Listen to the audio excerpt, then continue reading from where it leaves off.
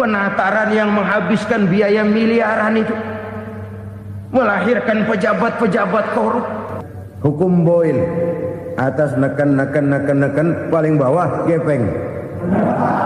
Ya kita nih rakyat kecil, emang nasibnya gepeng-gepeng terus.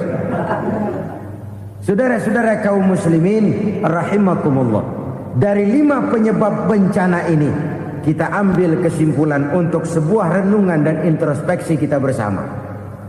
Pertama, mengingkari janji, padahal janji itu yang lebih tinggi nilainya adalah di hadapan Allah Subhanahu wa taala. Baik wakil-wakil rakyat di parlemen maupun pemimpin-pemimpin rakyat di dalam kabinet, apabila memangku suatu jabatan, selalu mereka mengawali dengan sumpah, dan sumpah itu dimulai dengan demi Allah. Sadarkah kita pada saat itu kita ucapkan bahwa kita sudah mempertaruhkan Allah untuk jabatan yang kita pegang? Kita sudah mempertaruhkan nama Allah untuk posisi yang dipercayakan kepada kita.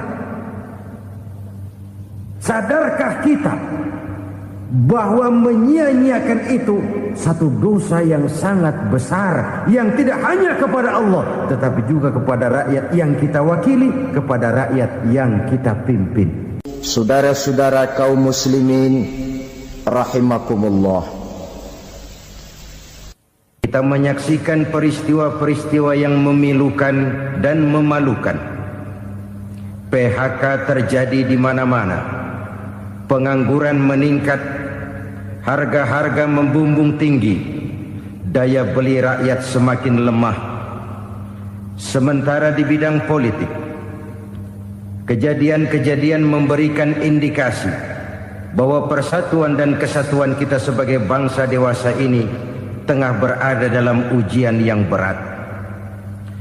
Pada jumpa kita kali ini, tanpa bermaksud untuk mencari kambing hitam dari bencana yang kita hadapi, saya ingin menyampaikan sebuah hadis yang diriwayatkan oleh Imam At-Tabarani dari Ibnu Abbas, bahwa Rasulullah sallallahu alaihi wasallam bersabda, khamsun bi khamsin, ada 5 perkara yang dapat menimbulkan 5 macam bencana. Mari kita renungi hadis ini satu demi satu sebagai bahan introspeksi buat kita semua dalam menghadapi bencana yang tengah berlaku sekarang ini.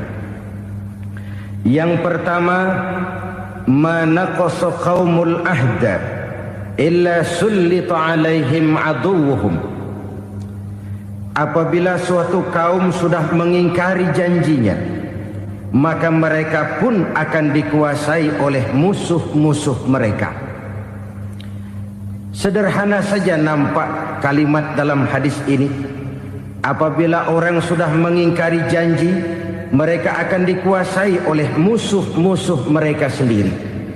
Dan musuh kita yang paling utama saat ini adalah kemiskinan dan kebodohan. Kenapa itu terjadi? Karena kita mengingkari janji kita sendiri.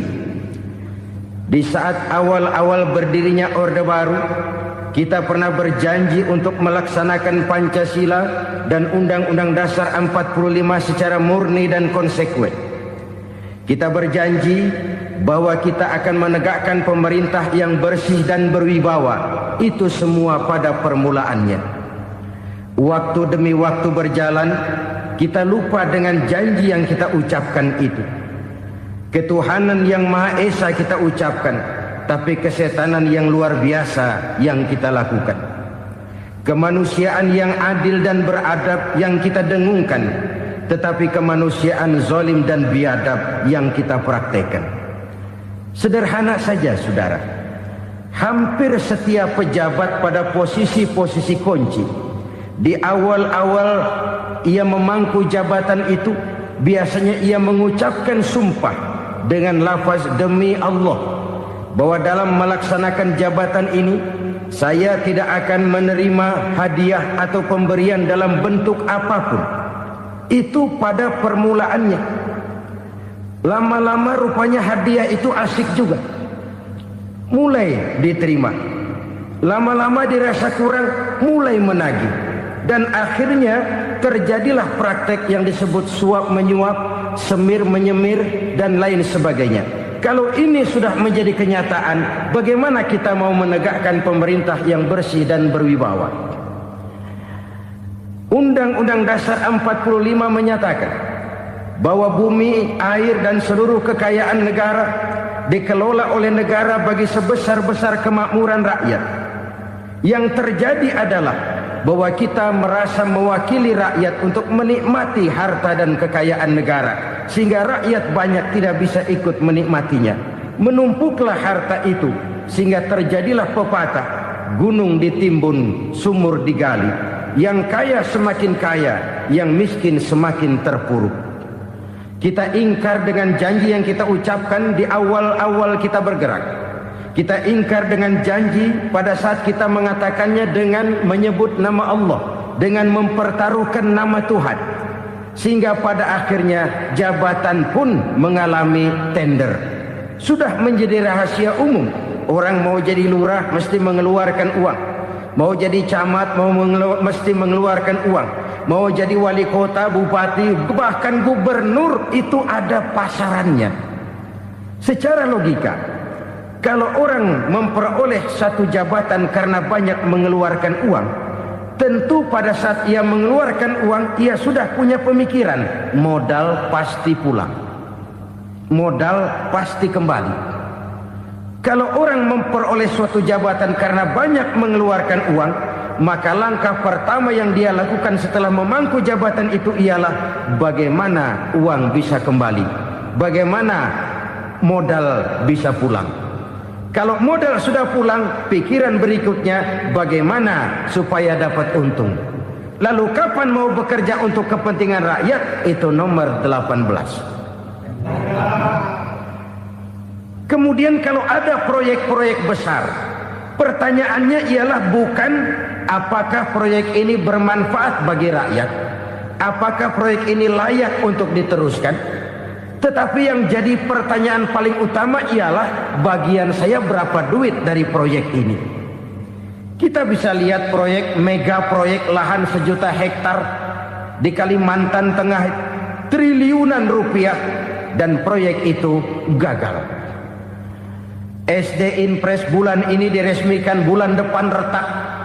Jembatan-jembatan bulan ini gunting pita, bulan depan runtuh. Kita ingkar dengan janji.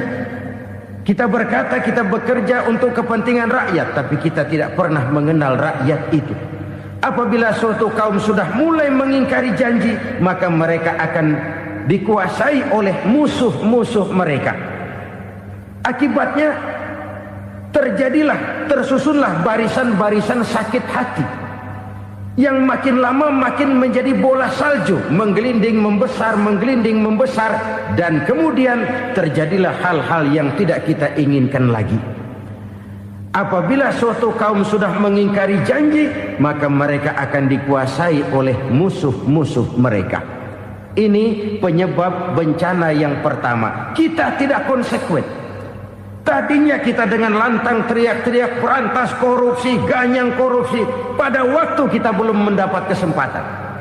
Setelah kita naik punya kesempatan, rupanya korupsi enak juga dirasa. Terjadi pergeseran nilai, orang luntur, kehilangan idealisme awal. Lalu untuk menghibur diri, menutup kesalahan, kita gunakanlah pepatah bahwa tidak ada gading yang tak retak, bahwa kita harus mikul dur mendem jero. Itu semua cuma sebagai dalih agar kesalahan kita tidak dibicarakan orang lain. Padahal kita sendiri yang mengingkari janji. Kita yang keluar dari komitmen awal kita. Kita berjanji melaksanakan Pancasila dan Undang-Undang Dasar 45 dengan murni dan konsekuen.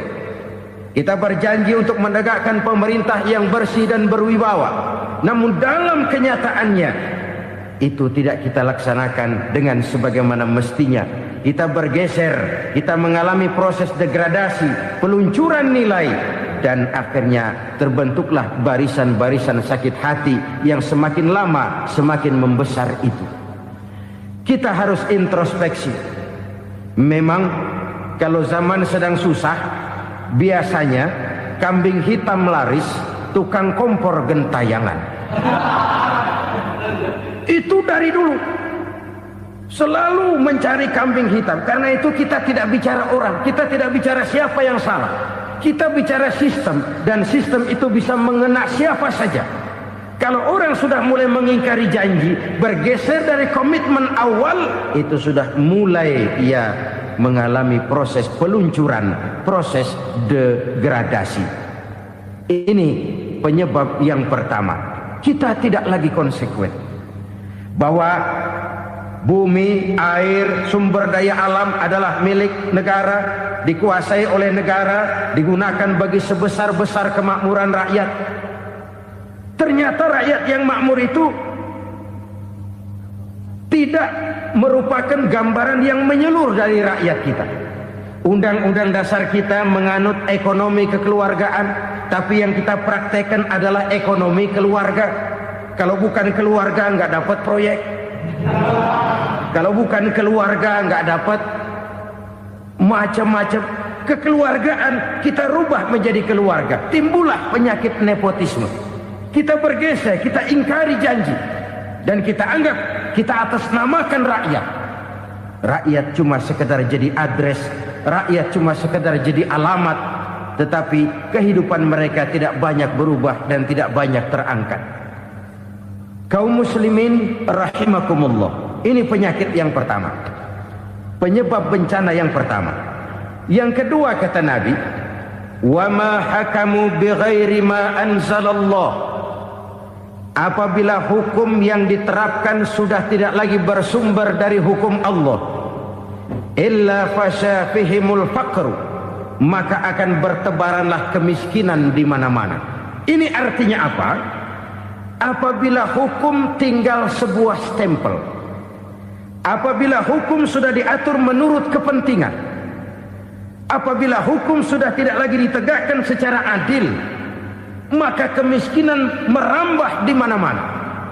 Hukum diatur menurut selera orang yang sedang berkuasa, maka yang benar bisa jadi salah, yang salah bisa jadi benar. Hukum dalam kenyataan hidup berlaku seperti pisau. Pisau itu kan saudara lihat, yang namanya pisau dimanapun itu tajamnya ke bawah, ke atas tumpul. Kalau hukum itu, kalau untuk rakyat, hukum itu tajam bukan main, cepat sekali dilaksanakan. Tapi giliran menengah ke atas, yang gedean dikit berbuat salah, hukum tumpul. Hukum pura-pura tidak dengar. Akibatnya terluka rasa keadilan rakyat. Satu kasus rakyat diam, dua kasus rakyat diam, tiga kasus rakyat diam. Kasus terakumulasi di hati rakyat. Luka rasa keadilan, dan itu menjadi sumber bencana. Penjarahan, kita tidak setuju itu. Tapi kita harus melihat kausalnya. Itu kan tidak berdiri sendiri. Itu kan karena terlukanya rasa keadilan rakyat, melihat kesempatan ini tidak merata. Kalau rakyat ini yang ngajukan kredit ke bank, walaupun jumlahnya cuma jutaan, ratusan ribu, susahnya 17 setan. Tapi ada orang-orang tertentu yang agunannya palsu, jaminannya palsu, bawa kata belece, bukan cuma miliaran, triliunan kredit bisa keluar. Terluka rasa keadilan, hilangnya kesempatan. Rakyat cuma dapat kesempitan, jarang dapat kesempatan. Dari lukanya rasa keadilan ini, memang ya entah lipstik, entah basa-basi, dibentuklah tim ini, dibentuklah badan pengawas ini, dibentuklah tim ini. Kalau membentur tahu, hancur tahu. Tapi kalau tim yang dibentuk membentur karang, bukan karangnya yang hancur biasanya, timnya yang bubar. Kenapa? Yang dibentur batu karang yang sangat keras. Kita main-main dengan hukum. Kita tidak konsekuen dengan hukum. Luka rasa keadilan dan itu terakumulasi. Edi Tamsil, rakyat tahu, terakumulasi. Menguap begitu saja. Kasus-kasus lain rakyat tahu, menguap begitu saja. Ketidakadilan terakumulasi, mengendap di hati rakyat, menunggu ledakan. Pada saat sumbu meledak, rakyat tidak bisa dibendung lagi. Oke, kita tidak setuju dengan penjarahan, tapi jangan melihat itu sebagai peristiwa yang berdiri sendiri. Kenapa itu terjadi? Kausalnya kenapa? Oke, kita tidak setuju memang, tapi yang dijarah oleh rakyat kan memang cuma untuk perut. Yang dijarahkan beras, yang dijarahkan televisi, yang dijarahkan kulkas yang masih bisa dihitung, yang memang real untuk kebutuhan rakyat. Penjara berdasi kepala botak yang menguras uang rakyat habis-habisan, enak saja melenggang dalam kehidupan ini. Makin terluka rasa keadilan rakyat. Apabila hukum yang diterapkan sudah menyimpang dari keadilan yang diajarkan Allah, fasyafihimul fakru, bertebaranlah kemiskinan. Aneh, memalukan, memilukan. Sebuah negara agraris yang katanya pulaunya hijau royo-royo, gemari palau jenawi toto tentem kertora harjo, yang tahun 93 pernah mendapat penghargaan dari FAO, Badan Pangan Sedunia, sebagai negara yang berhasil dalam swasembada pangan. Sekarang ini kita terpaksa betul beli beras dari Vietnam, beli beras ke Kamboja, beli kedelai dari Kamboja. Kenapa? Lahan sawah kita habis ditanami pabrik. Teknologi kita, teknologi loncatan yang non-applied, tidak terpakai oleh kita. Lantas lahan yang tidak bisa kita tanami, kita paksakan lahan-lahan gambut menjadi tanah pertanian yang subur dengan biaya triliunan, dan kita gagal. Kita cari jarum dan kapak hilang. Kita mau jadi negara industri dengan loncatan teknologi yang maju, kita lupakan pola pijak kita sebagai negara agraris, dan akhirnya kita kecolongan. Lihatlah dewasa ini. Rakyat kita antri sembako di mana-mana. Di sebuah negara agraris. Ketidakadilan melahirkan kemiskinan. Kemiskinan moral dan kemiskinan material. Kemiskinan moral, rakyat nggak percaya lagi sama pejabat. Rakyat mengalami krisis figur. Orang, alah lu ngomong dah sama ember.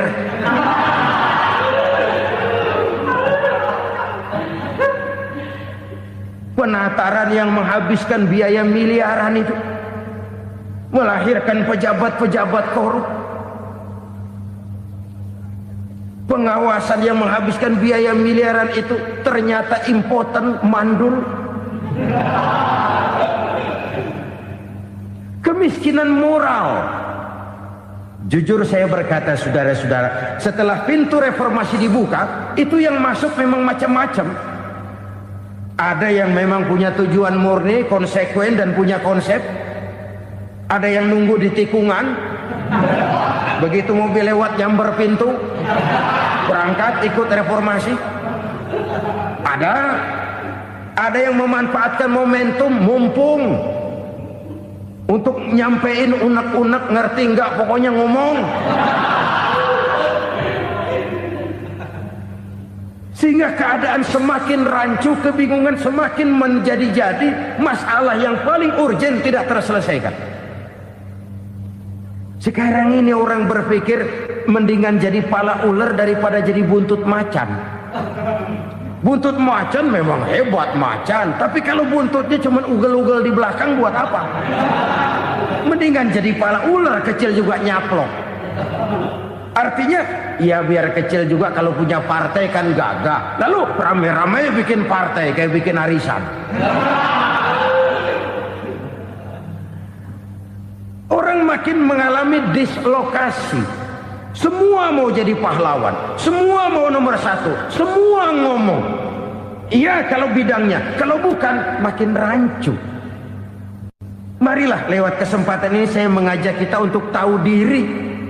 Biarkan politisi ngomong politik, biarkan ekonom menata ekonomi, biarkan praktisi bicara soal hukum, biarkan rakyat munajat, istighfar, mohon pertolongan Allah. Tahu diri kita.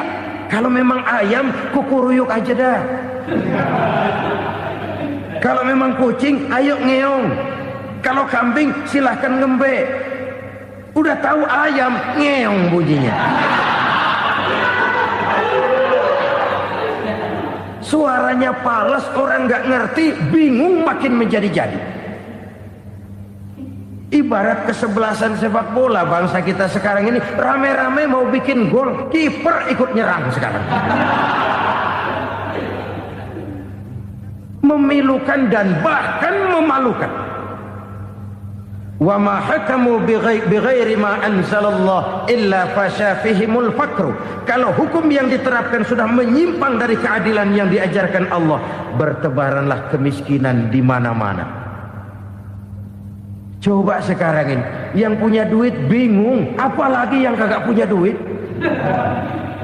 Yang pengusaha gede ngeluh, apalagi yang pengusaha pas-pasan.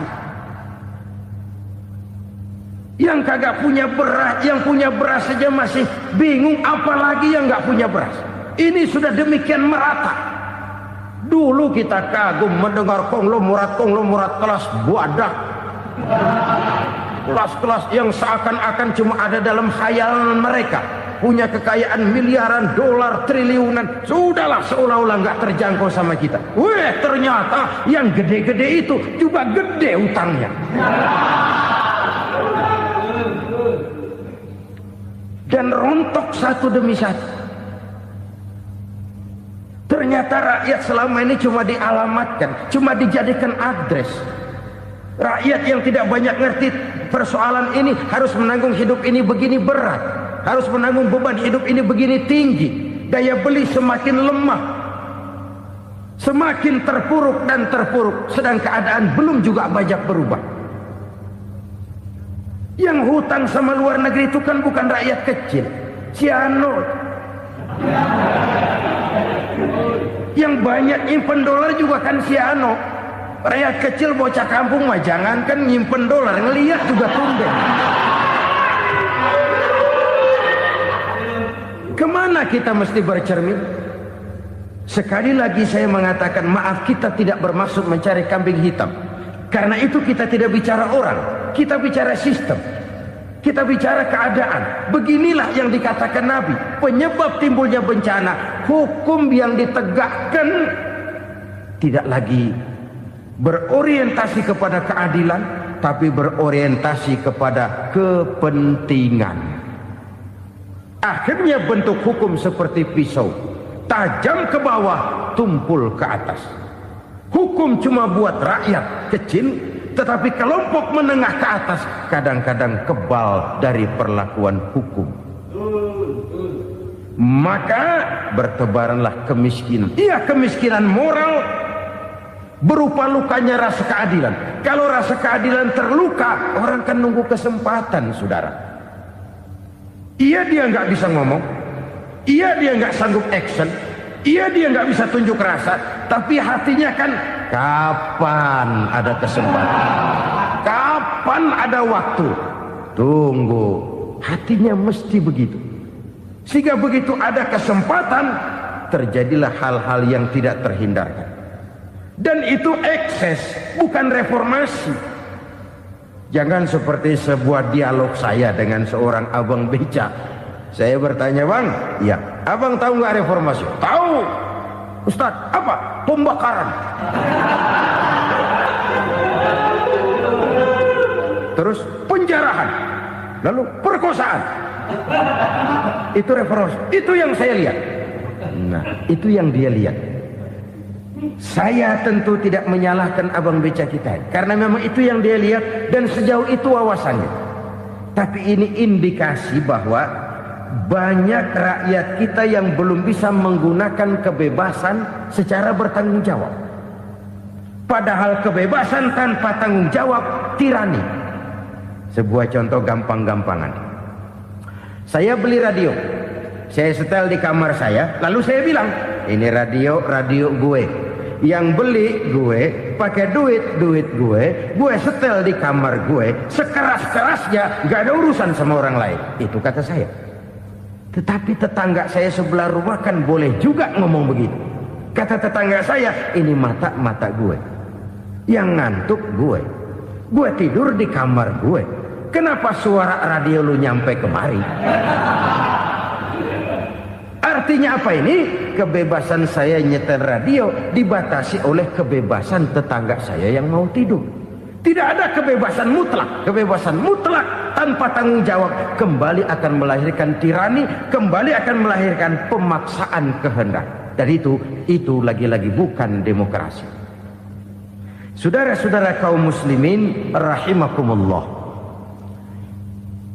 Ini penyakit yang kedua, lukanya rasa keadilan, terutama di kalangan rakyat kecil. Itu mengendap menjadi akumulasi dan menunggu giliran kapan bisa dimuntahkan. Dengan kata lain, rakyatnya udah banyak banget makan yang perutnya jadi enak, nyelam. Kapan nunggu muntahnya? Udah begini banyak akumulasi yang mereka pendam di perut ini, sehingga ketika terjadi kesempatan itu sudah tidak terkendalikan lagi. Kita out of control. Saya tidak mentolerir sikap-sikap kekerasan. Bahkan saya lebih cenderung bahwa kalau di rumah kita banyak tikusnya saja racuni, jangan rumah dibakar. Bahwa ada korupsi, iya. Ada kolusi, memang. Ada nepotisme, tentu. Tetapi tikusnya saja racuni. Jangan rumah dibakar. Masa mau ngusir tikus bakar rumah? Tikusnya lari, tikusnya selamat, rumahnya ewes-ewes.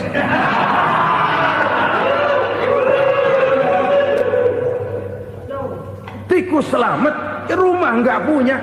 Masalah nggak terselesaikan dengan sebagaimana yang kita harapkan.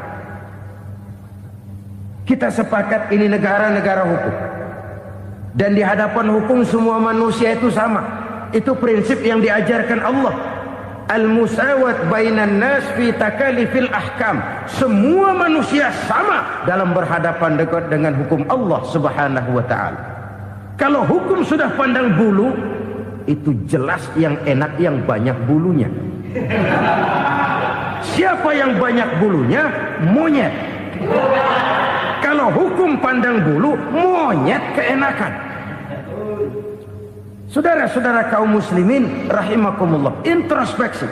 Mari kita bercermin bagaimana perjalanan hukum selama ini. Kalau introspeksi ini kita temukan, lalu ada upaya untuk memperbaiki diri. Jangan menggunakan tak ada gading yang tak retak, mikul duwur mendem jero untuk menutup-nutupi kesalahan orang. Padahal kesalahan itu sedemikian besar. Padahal rakyat kita tiap hari antri sembako. Ada yang sehari sekali makan, ada yang makan sudah bercampur tiwul, ada yang nasi sudah dicampur pisang, balik jadi orok lagi. Macam-macam upaya rakyat untuk menangsal perut ini. Lalu rakyat ditenang-tenangkan, lebih baik puasa Senin Kemis sambil menghadapi krisis ekonomi. Kenapa rakyat yang disuruh puasa? Kenapa bukan pejabatnya yang puasa lebih dulu untuk kemakmuran rakyat? Kalau rakyat yang memang perutnya udah gepeng disuruh puasa, makin krempeng perutnya. Artinya pejabat harus punya sense of politik. Ya, tidak, puasa itu kan tidak cuma Senin Kemis saja. Puasa itu puasa perasaan, puasa menghargai perasaan yang sedang kondisi yang sedang dihadapi oleh rakyat. Bagaimana rakyat yang tengah antri sembako melihat pejabatnya lewat dengan mobil yang harganya sampai 1 miliar. Oh, inilah pemimpin saya. Luka lagi rasa keadilannya. Kita tidak tenggang rasa. Puasa dalam artian itu pun akan menolong menegakkan semangat kebersamaan, membentuk semangat kebersamaan. Saudara-saudara kaum muslimin rahimakumullah, penyebab bencana yang ketiga dikatakan oleh baginda Nabi, wala zaharat fihimul fahishatu illa fasha fihimul maut. Apabila kekejian telah merajalela, maka maut bertebaran di mana-mana. Kita renungi butir kalimat dalam hadis ini. Apabila kekejian telah merajalela, maut bertebaran di mana-mana. Begitu murah arti sebuah kehidupan. Penjarahan untuk hal-hal yang kecil tapi sampai mengorbankan nyawa. Apabila kekejian sudah terjadi di mana-mana, maut pun bertebaran. Maut dalam arti berpisah ruh dengan jasad, tapi juga maut dalam arti orang bisa mati karirnya, orang bisa mati usahanya, orang bisa mati kesempatannya karena perbuatan-perbuatan keji yang selama ini tidak terbendung. Lahirlah teori mafia. Siapa yang kuat dia yang berkuasa, siapa yang lemah dia menjadi mangsa. Proyek-proyek besar yang menang tender itu ya dari itu ke itu saja. Yang pengusaha-pengusaha tidak punya koleksi, koneksi, tidak bisa bayar komisi, dapat proyek tetelan. Ada dagingnya, dikit namanya juga tetelan. Dagingnya sudah habis disantap oleh meja.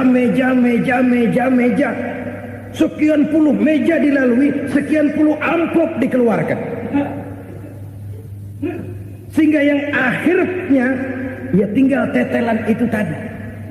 Maka kualitas pekerjaan pun sudah bukan lagi jadi masalah. Demikianlah mafia-mafia ini bermunculan di mana-mana. Di pengadilan terkenallah mafia pengadilan. Hukum bisa dibeli, hukum bisa dipesan menurut kebutuhan sponsor. Mafia peradilan, mafia politik, mafia ekonomi, bahkan mafia agama yang menggunakan agama sebagai kedok, menggunakan agama sebagai dalih, menggunakan agama sebagai topeng untuk melancarkan maksud-maksud politiknya pun tidak tertutup kemungkinan. Apabila kekejian telah merajalela, maut bertebaran di mana-mana. Korupsi, kolusi, nepotisme itu bagian dari kekejian. Kita selama ini kalau mendengar maksiat, itu yang terbayang cuma judi, mabuk, zina. Iya itu maksiat. Tapi korupsi, kolusi, nepotisme itu juga maksiat dalam bentuk lain. Kalau ini sudah bertebaran, maka maut terjadi di mana-mana. Jangan bayangkan cuma mati orangnya, itu sih kewajiban. Yang menyakitkan itu orangnya masih hidup tapi dibikin mati. Karirnya mati. Kenapa? Karena yang diperlukan bukan cuma orang pinter tapi orang taat. Biar pinter, kalau nggak taat minggir. Biar bodoh, kalau taat bisa nyenangin atasan, bisa nyemur. Kumaha juragan wae ayeuna mah. Itu yang kadang-kadang dapat penghargaan. Tidak ada prestasi kerja kecuali bikin senang orang di atas. Kita lihat di desa-desa jalan rusak. Kalau ada berita pejabat anak mau turun, jalan rata sekali. Sampai tanah dari mana aja dikeruk buat ngeratain tuh jalan. Pejabat pulang legok lagi jalanan. Katanya kita kerja buat rakyat, nyatanya kita cuma melayani atasnya. Kenapa? Terjadi lingkaran setan. Seperti kata lagu Dul Sumbang itu. Mahasiswa takut sama dosen, dosen takut sama dekan, dekan takut sama rektor, rektor takut sama menteri, menteri takut sama presiden, presiden takut sama mahasiswa. Lah muter balik lagi. Lingkaran setan. Lingkaran setan. Saudara-saudara kaum muslimin rahimakumullah. Kekejian yang merajalela, praktek-praktek mafia yang tertuang dalam kehidupan sehari-hari menyebabkan orang mati karirnya, jasad masih hidup, karir mati, itu menyakitkan. Mati bisnisnya. Rakyat kecil pernah senang ketika cengkeh booming, harganya bagus, rakyat banyak yang pergi haji. Lalu mau ditata, lahir tata niaga cengkeh, malah amburadul. Harga cengkeh jatuh, petani cengkeh kecil menjerit. Siapa yang untung? Segelintir orang. Masihkah kita pakai atas nama rakyat untuk kepentingan nasional? Padahal yang nyanyi cuma segelintir orang. Masihkah kita mau bohongi rakyat ini dengan mobil nasional tapi bikinan Korea? Masihkah kita mau bermain verbalisme, bermain kata? Ini sebuah masa lalu yang tidak perlu terulang lagi untuk masa-masa yang akan datang. Kekejian merajalela, orang mati karir. Bisa mati usaha, mati bisnis. Usahanya maju, dirangkul, hancur. Usahanya maju, dipukul, hancur, tenggelam. Bahkan yang memilukan dan memalukan badan-badan usaha milik negara itu dikebiri sedemikian rupa sehingga tidak menghasilkan hal-hal yang bermanfaat buat negara. Saudara-saudara kaum muslimin rahimakumullah, kalau nafsu yang sudah mengatur itu semua, maka kekejian pun merajalela. Orang sudah pakai teori mafia, yang kuat dia yang menang, yang kuat dia yang berkuasa, yang lemah silakan minggir di sudut-sudut kehidupan. Kalau kekejian seperti ini merajalela, maut bertebaran di mana-mana. Banyak orang mati karirnya, banyak orang mati usahanya, banyak orang mati imajinasinya. Sekarang ini dalam dunia seni, yang banyak karyawan seni, bukan seniman. Seniman itu kan dilahirkan. Lain seniman, lain karyawan seni. Sekarang yang banyak karyawan seni, bukan seniman. Mati karir, mati imajinasi, mati improvisasi. Sehingga kehidupan persis sinetron. Sinetron itu yang kita lihat rumah mewah, yang kita lihat rumah bagus. Gak pernah kita lihat di sinetron kita ini rakyat antri sembako. Kita dijejali hal-hal yang indah, yang wah, yang membuat kita tenggelam dalam gaya hidup instan, tenggelam dalam gaya hidup wah. Kita lupa dengan realitas keseharian di tengah-tengah masyarakat kita. Lahirlah kelompok-kelompok selebritis, dibesarkan oleh berbagai media. Selebritis pilek aja masuk koran, pilek.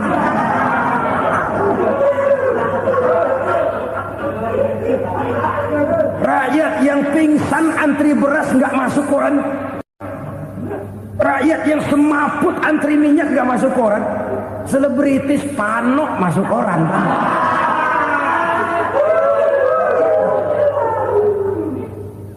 Kita besarkan hal-hal kecil, kita kecilkan hal-hal besar. Kenapa? Kita mengejar oplah, kita profit oriented, tidak lagi berorientasi kepada realitas hidup yang kita hadapi ini. Kalau kekejian sudah merajalela kata Nabi, maka maut bertebaran di mana-mana. Maut dalam artian maut, coba lihat sekarang begitu murah nyawa. Karena 1000 perak orang mau nusuk bunuh. Karena beras seliter orang khilaf. Begitu murah kehidupan. Tapi kekejian dalam bentuk korupsi, kolusi, nepotisme, kekejian dalam bentuk itu mematikan karir, mematikan bisnis, mematikan imajinasi, mematikan kreativitas. Itu juga maut dalam bentuk lain akibat kekejaman lain. Ini penyebab yang ketiga. Yang keempat, penyebab bencana menurut baginda Rasul, wala tuffiful mikyala illa muni'un nabat. Apabila timbangan sudah dicurangi, maka tercegahlah tumbuh-tumbuhan. Apabila timbangan sudah mulai curang, maka terjadilah musim paceklik. Apabila bisnis sudah bergaya mafia tadi itu, kecurangan-kecurangan terjadi, tender di balik pintu, yang dimenangkan cuma kelompok-kelompok yang bisa memberikan presentasi yang besar, muni'un nabat, terjadilah paceklik. Paceklik, panen gagal, wereng ya wereng, kemarau panjang, it's okay, air sulit, iya, tetapi kan semua itu ada yang ngatur. Kemarau ada yang ngatur, belalang itu ada yang ngatur, air itu juga ada yang ngatur. Yang ngatur itu yang serba maha. Kalau ia murka melihat kecurangan timbangan, Allah itu kalau murka kan gampang saja, tinggal komandoin balang, lang, hancurin tuh sawah. Konvoy belalang, konvoy. Allah tinggal ngutik angin El Nino, mampir lo ke Indonesia. Hujan gak turun-turun, kemarau panjang. Jadi kalau musim kemarau kan namanya anginnya El Nino. Kalau musim hujan anginnya namanya La Nina. Cakep namanya, kejem orangnya. Saudara lihat Cina sekarang sedang kena La Nina, banjir besar, ribuan orang meninggal. Dia mah ribuan mati kagak berasa, rakyatnya miliaran. Bangladesh lagi ngalami La Nina, India lagi ngalami La Nina. Angin, hujan, kemarau, belalang, itu kan ada yang ngendaliin. Kuncinya bukan di belalangnya, kuncinya bukan di peredaran matahari berputar, kuncinya di atas yang mengatur semua itu. Kalau timbangan sudah mulai curang, pengusaha sudah nggak mau jujur, apa nggak bikin perut jadi mual. Begitu rakyat antri sembako pingsan nggak dapat beras, sementara beras ditumpuk-tumpuk sampai membusuk. Kemana hati nuraninya? Kemana akal pikirannya? Kemana mereka yang berbuat atas nama rakyat tapi melihat rakyat susah tidak tergerak hatinya? Apabila timbangan sudah mulai dicurangi, bisnis sudah mulai melenceng, maka terjadilah paceklik. Sebuah negara yang berhasil dalam swasembada pangan, lalu sekarang menjadi negara yang rakyatnya antri untuk memperoleh kebutuhan pangan. Saudara-saudara kaum muslimin rahimakumullah, ini intinya adalah kecurangan. Kalau kecurangan sudah terjadi di mana-mana, dan ini milik siapa saja, bukan soal tempat, bukan soal jabatan, soal manusianya, SDM-nya. Kecurangan tidak cuma terjadi di kantor, di masjid bisa terjadi kecurangan. Korupsi tidak hanya bisa terjadi di kantor, di madrasah bisa ada korupsi. Faktor manusianya, ini soal SDM. Kecurangan yang besar, tentu besar lagi kerugiannya. Kecurangan yang kecil, kecurangan sehari-hari, pedagang-pedagang kecil ngurangi timbangan, barang yang buruk dikatakan baik, yang baik dikatakan buruk, itu merugikan perorangan. Kecurangan yang besar merugikan bangsa dalam bentuk total, dalam bentuk seutuhnya. Nah, kecurangan-kecurangan seperti ini rakyat kan lihat, rakyat kan tahu, dan itu kembali terakumulasi di sini, pegel. Dan jangan lupa, rakyat yang nggak ngomong itu, rakyat yang nggak bersuara itu, batinnya menjerit, jeritannya menggoncang aras, dan itu didengar Allah. Yadullah fauqal jamaah, kata Nabi, tangan Tuhan di atas orang banyak. Jeritan hati rakyat menggoncang aras. Rakyat yang terlalu banyak dizolimi, rakyat yang terlalu banyak dirugikan, ya rakyat yang terlalu banyak di atas namakan, menjerit batinnya, menggoncang aras, dan Allah bisa menggerakkan apa saja untuk membuat satu situasi. Allah bisa menggerakkan apa saja untuk membuat satu situasi. Saudara-saudara kaum muslimin rahimakumullah, ini faktor yang ketiga, timbulnya kecurangan. Faktor yang keempat maksud saya.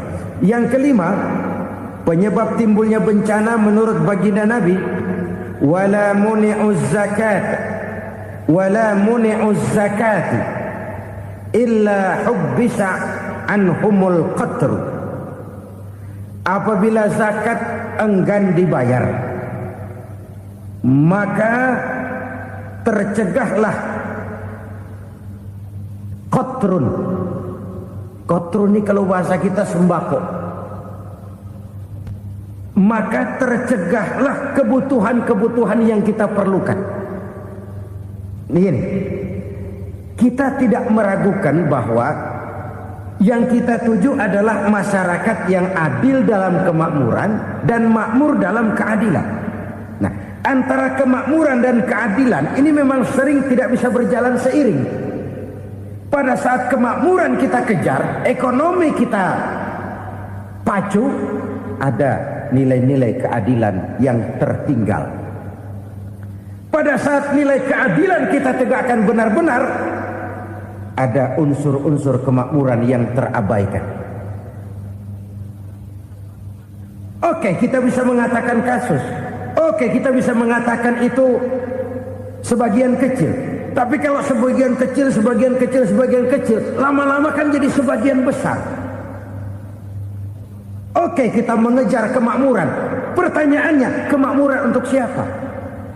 Oke, kita berikan kelompok tertentu kue yang besar dengan harapan nanti dia bagiin kuenya kepada yang kecil-kecil. Tapi kenyataan, mereka yang dapat kue besar akhirnya malah lupa diri dan lupa daratan. Mau makin besar, malah memeras yang kecil-kecil ini. Sekarang kan yang kecil modali yang besar. Ramai-ramai buka bank, ternyata kamuflase. Uang banknya untuk kredit perusahaannya sendiri. Nasabahnya rakyat kecil. Artinya apa? Rakyat kecil disuruh modalin orang yang udah gede. Ini kan sumber geledek urusan.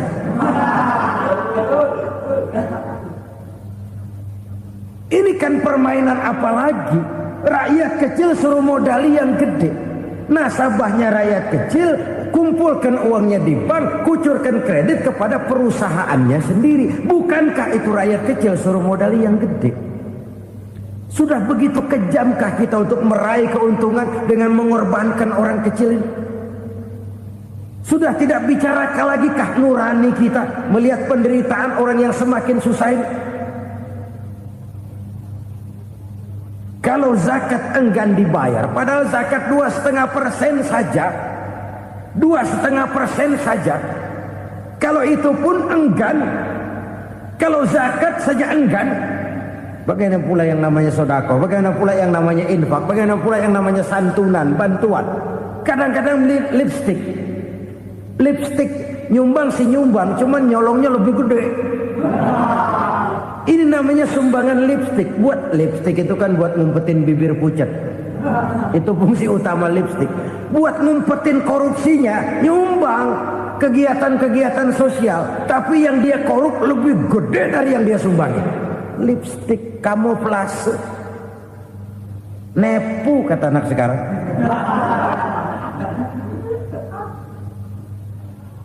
Saudara-saudara kaum muslimin rahimakumullah.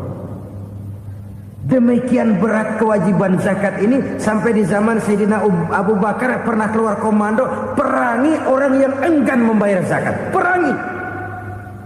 Karena fungsi zakat adalah menjembatani antara si kaya dengan si miskin.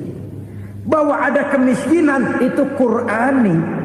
Allah menyatakan, aku melebihkan rezeki sebagian kamu dari yang lain. Ini kan kesenjangan. Allah melebihkan rezeki sebagian kamu dari yang lain. Ada itu. Tetapi itu berjalan secara nature. Nah, kalau direkayasa, Yang kaya semakin kaya, yang miskin semakin terpuruk. Yang sudah besar dapat proyek besar, yang kecil dapat tetelan. Ini kan rekayasa namanya. Kesenjangan yang direkayasa ini yang kita harus kikis. Nah, fungsi zakat menjembatani dari sisi sosial. Dari sisi pribadi, Nabi berpesan, zakku amwalakum biz zakat. Bersihkan hartamu dengan zakat. Sekarang ada istilah nyuci uang. Uang hasil korupsi itu bisa dicuci, dijadikan uang bersih. Bukan pakai rinso, bukan. Pakai politiknya koruptor, diolah sedemikian rupa sehingga jadi uang resmi. Sudah memutik, itu termasuk yang disebut kejahatan kerah putih, white collar crime. Kejahatan kerah putih, kejahatan pakai dasi, kejahatan kelas kakap. Makanya orang mendingan goblok kagak bener daripada pinter kagak bener. Goblok kagak bener itu gampang ngurusinnya. Pinter kagak bener, ini yang berabe bener ngurusinnya.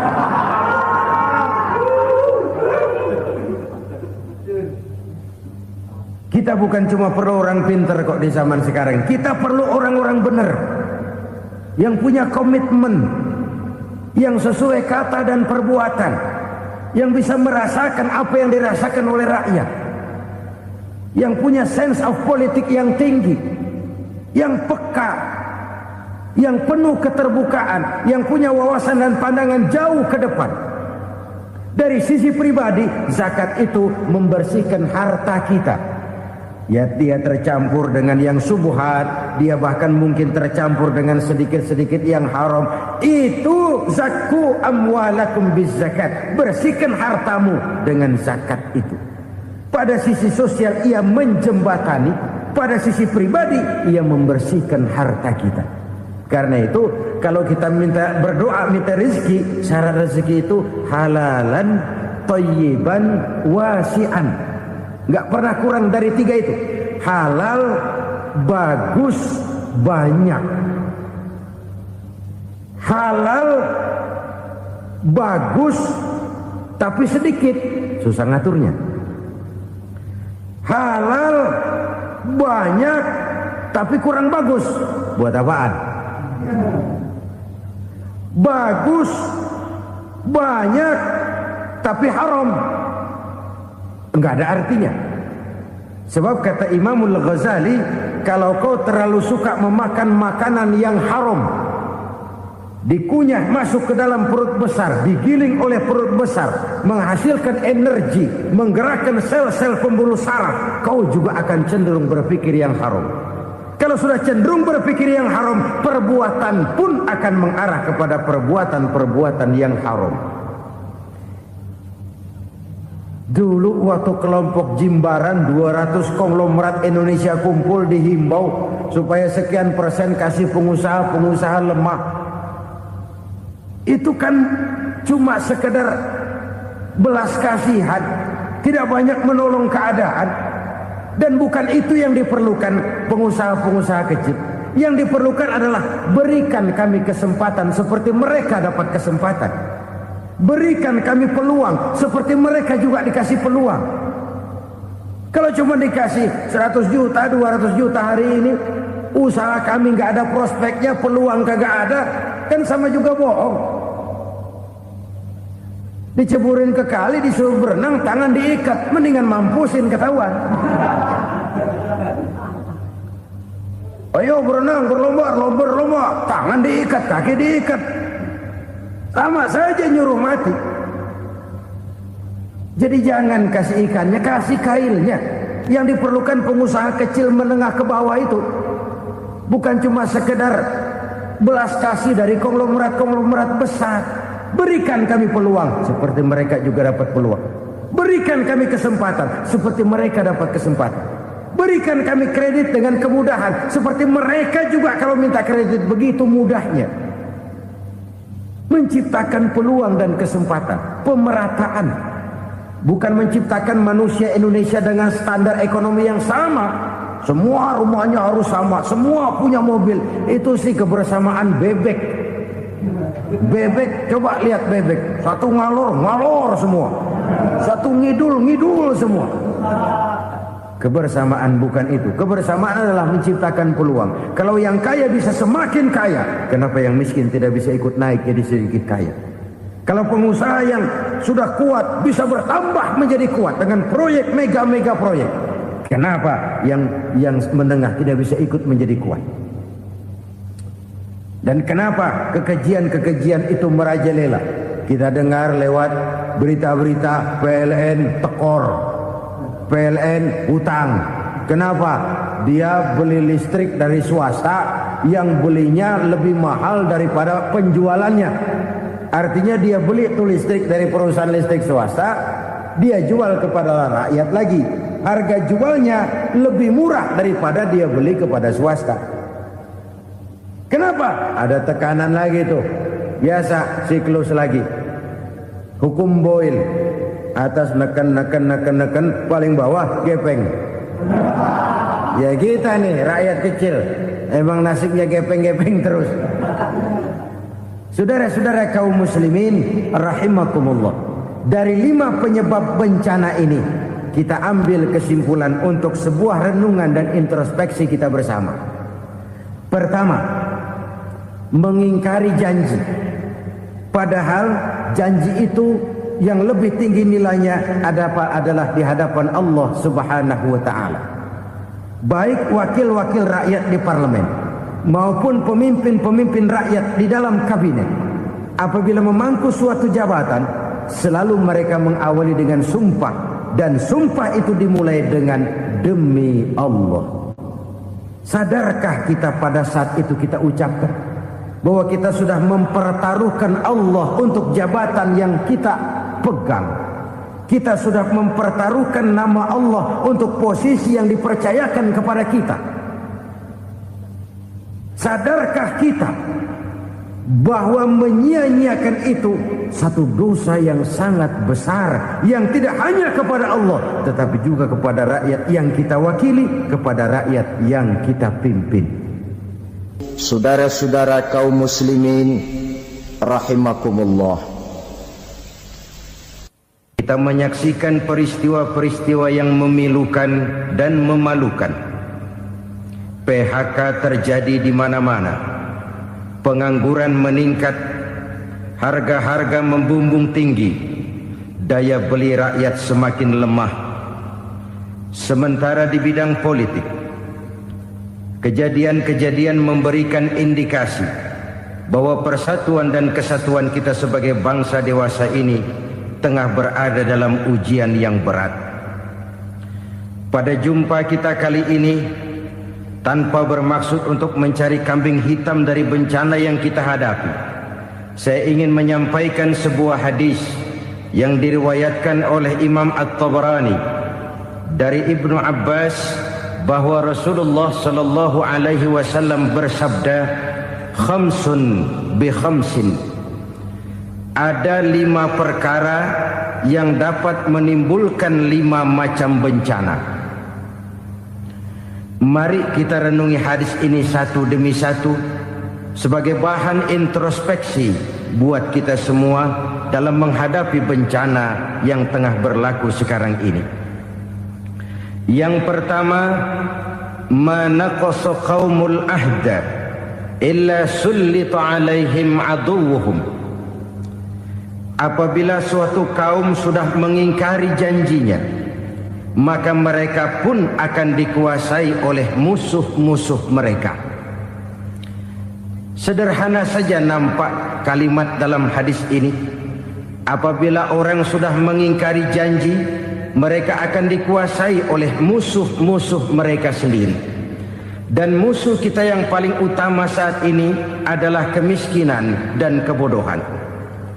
Kenapa itu terjadi? Karena kita mengingkari janji kita sendiri. Di saat awal-awal berdirinya Orde Baru, kita pernah berjanji untuk melaksanakan Pancasila dan Undang-Undang Dasar 45 secara murni dan konsekuen. Kita berjanji bahwa kita akan menegakkan pemerintah yang bersih dan berwibawa. Itu semua pada permulaannya. Waktu demi waktu berjalan, kita lupa dengan janji yang kita ucapkan itu. Ketuhanan yang Maha Esa kita ucapkan, tapi kesetanan yang luar biasa yang kita lakukan. Kemanusiaan yang adil dan beradab yang kita dengungkan, tetapi kemanusiaan zalim dan biadab yang kita praktekkan.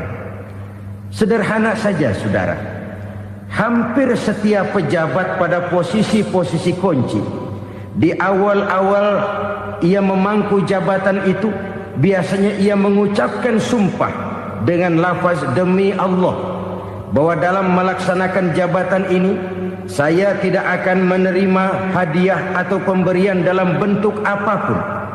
Itu pada permulaannya. Lama-lama rupanya hadiah itu asik juga, mulai diterima. Lama-lama dirasa kurang, mulai menagih. Dan akhirnya terjadilah praktek yang disebut suap menyuap, semir menyemir, dan lain sebagainya. Kalau ini sudah menjadi kenyataan, bagaimana kita mau menegakkan pemerintah yang bersih dan berwibawa? Undang-Undang Dasar 45 menyatakan bahwa bumi, air, dan seluruh kekayaan negara dikelola oleh negara bagi sebesar-besar kemakmuran rakyat. Yang terjadi adalah bahwa kita merasa mewakili rakyat untuk menikmati harta dan kekayaan negara, sehingga rakyat banyak tidak bisa ikut menikmatinya. Menumpuklah harta itu sehingga terjadilah pepatah, gunung ditimbun, sumur digali. Yang kaya semakin kaya, yang miskin semakin terpuruk. Kita ingkar dengan janji yang kita ucapkan di awal-awal kita bergerak. Kita ingkar dengan janji pada saat kita mengatakannya dengan menyebut nama Allah, dengan mempertaruhkan nama Tuhan. Sehingga pada akhirnya jabatan pun mengalami tender. Sudah menjadi rahasia umum. Orang mau jadi lurah mesti mengeluarkan uang. Mau jadi camat mesti mengeluarkan uang. Mau jadi wali kota, bupati, bahkan gubernur, itu ada pasarannya. Secara logika, kalau orang memperoleh satu jabatan karena banyak mengeluarkan uang, tentu pada saat ia mengeluarkan uang, ia sudah punya pemikiran, modal pasti pulang, modal pasti kembali.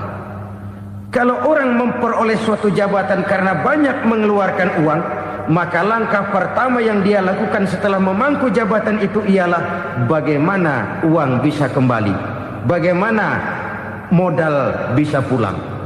Kalau modal sudah pulang, pikiran berikutnya bagaimana supaya dapat untung. Lalu kapan mau bekerja untuk kepentingan rakyat? Itu nomor 18.